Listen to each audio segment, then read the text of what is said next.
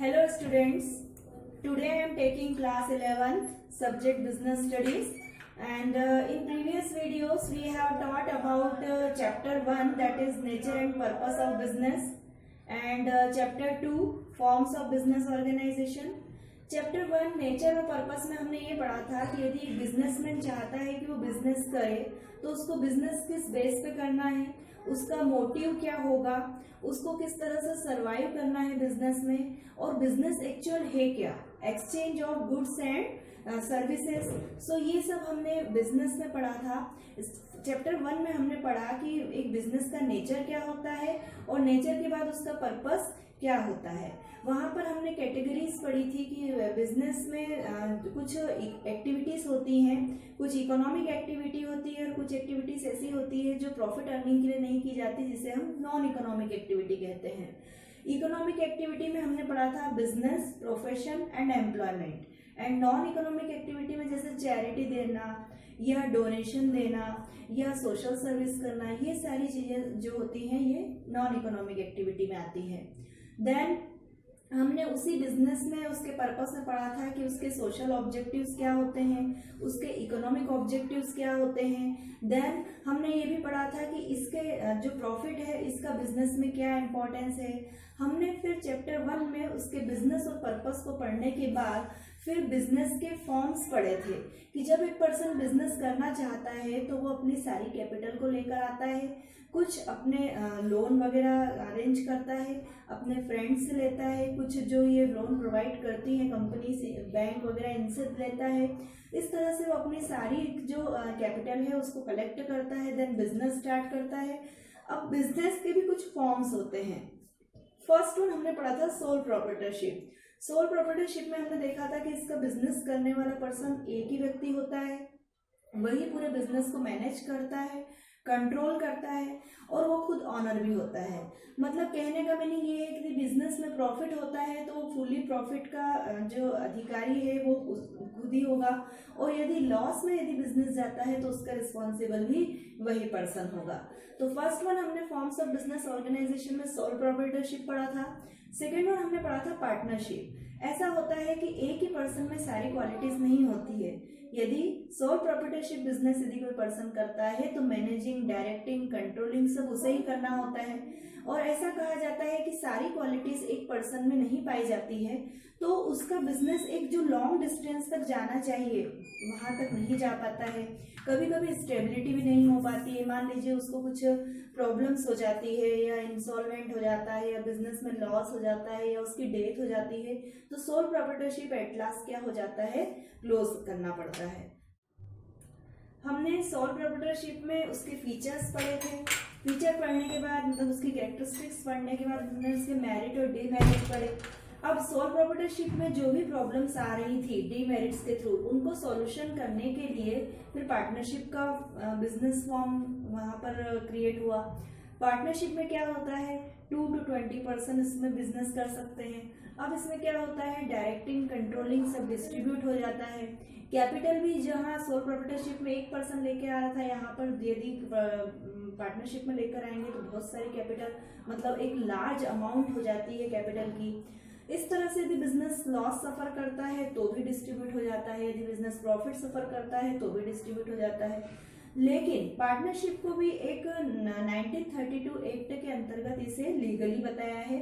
मान लीजिए यदि कोई वो पार्टनरशिप डीड को नहीं रखता है और सडनली उसमें किसी की डेथ हो जाती है या कोई बिजनेस छोड़कर चले जाता है तो फिर ये प्रॉब्लम आती है कि अब बिजनेस को किस रेशो में या उसके कैपिटल को, उसके लॉस को, उसके प्रॉफिट को डिस्ट्रीब्यूट किया जाए। इसलिए लीगली 1932 एक्ट के अंतर्गत पार्टनरशिप डीड एक बनाया जाता है। इसको लीगली पूरा फिल किया जाता है। इसमें कौन पार्टनर कितनी कैपिटल लेकर आया है, उसके कैपिटल का रेशो, उसके प्रॉफिट का रेशो, उसके लॉस का रेशो, देन उसे कितना डिस्ट्रीब्यूट देना है, कितना नहीं देना है। यदि मान लो बीच में बिजनेस लेफ्ट कर देता है तो उसे कितना इतना देना है, इस तरह से उसमें जो भी ड्यू और रिसीव अमाउंट होती है वो सब उसमें लिखी जाती है। तो पार्टनरशिप डीड में जो यदि अमाउंट लिखी गई है, अब जिस तरह से उसमें डिस्ट्रीब्यूट करके बताया है, वैसे ही जब यदि पार्टनरशिप का एंड होता है, जब उसको क्लोज किया जाता है, तो उस पार्टनरशिप डीड के अकॉर्डिंग किया जाता है। तो पार्टनरशिप सोल प्रोप्राइटरशिप से थोड़ा सा एक नया फॉर्म है और उससे बिजनेस बहुत आगे गया है और एक लॉन्ग ड्यूरेबल टाइम के लिए भी चलता है। देन थर्ड वन हमने पढ़ा joint Hindu family business. Joint Hindu family business नाम से क्लियर है कि इसमें सिर्फ हिंदू फैमिली के लोग ही बिजनेस कर सकते हैं। इसे लीगली एक्ट बताया गया है और लीगली इसे कंफर्म किया गया है कि यदि जॉइंट हिंदू फैमिली बिजनेस में यदि कोई पर्सन है जिसके कोई बेबी बर्थ हुआ है और वो मेल है, तो वो जन्म लेते से ही उस बिजनेस का क्या बन जाता है, मेंबर बन जाता है। तो इसकी क्वालिटी होती है कि इसमें बहुत ही माइनर मेंबर, मतलब अपने जन्म लेते से ही यदि वो मेल है तो वो उस बिजनेस का क्या बन जाता है, पार्टनर बन जाता है। देन नेक्स्ट वन हमने पढ़ा कंपनी। कंपनी का फॉर्म ये है कि कंपनी जो है वो एक आर्टिफिशियल पर्सन होता है। इसमें किसी के जैसे पार्टनरशिप में क्या होता है, जो पर्सन है वो साइन करते हैं। सोल प्रोप्राइटरशिप में जो भी बिजनेस में एक्टिविटीज होती हैं उसमें बिजनेसमैन के द्वारा साइन किया जाता है, लेकिन कंपनी क्या होती है, एक आर्टिफिशियल पर्सन बनाया जाता है। मतलब कंपनी कोई पर्सन नहीं है, उसकी एक सील बनाई जाती है और उस सील के अकॉर्डिंग पूरा कंपनी के वर्क किया जाता है। कंपनी बहुत लार्ज वे पे होता है और बहुत टाइम तक चलता है, मतलब इसके शेयर्स परचेज कर लिए जाते हैं। Public company, private company. Then यहाँ पर बताया गया है कि कंपनीज के भी बहुत 3 प्रकार होते हैं, वो सब हमने कंपनी में पढ़ा। देन थर्ड चैप्टर है public, private and global enterprises. मतलब हमने कुछ पब्लिक सेक्टर पढ़े। पब्लिक सेक्टर जैसे डिपार्टमेंटल, जो हम रेलवे वगैरह देखते हैं, ये सब पब्लिक सेक्टर है। देन प्राइवेट सेक्टर जो कि एक ही कंपनी के या ऑनर के हाथ में होता है। Then global enterprises. Global enterprises को ही कहा जाता है मल्टीनेशनल एंटरप्राइजेस। मतलब कहने का मीनिंग ये है कि ग्लोबल मतलब पूरे वर्ल्ड में जो बिजनेस किया जाता है उसे मल्टीनेशनल बिजनेस कहते हैं और ये मल्टीनेशनल बिजनेस मल्टीनेशनल कंपनीज के द्वारा ही किया जाता है। So today we will read about multinational business.